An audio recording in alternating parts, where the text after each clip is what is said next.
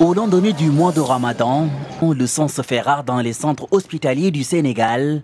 Des stocks sont presque vides. Au Centre national de transfusion sanguine de Dakar, des volontaires ont réagi à l'alerte pour sauver des vies. Bon, juste après avoir entendu l'appel, donc j'ai voulu juste venir faire une action pour sauver des vies, comme on le dit. À l'intérieur de la salle, des donneurs, des jeunes pour la plupart. D'abord, une consultation médicale pour déterminer l'aptitude de la personne à donner son sang. À l'image de cette association Yewu, réveil ou prise de conscience en langue wolof, ces jeunes ont fait le déplacement, considéré comme un acte citoyen.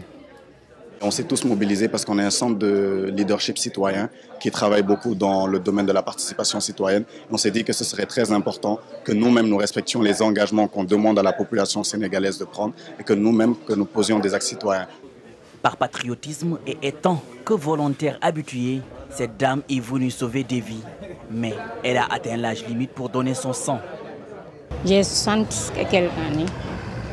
On m'a dit que ce n'est pas possible de donner. Aujourd'hui, le centre enregistre quelques 150 donneurs par jour. Toutefois, la demande reste plus forte que l'offre. On aimerait seulement que les gens n'attendent pas les situations d'urgence pour venir donner du sang. Ça pose énormément de problèmes.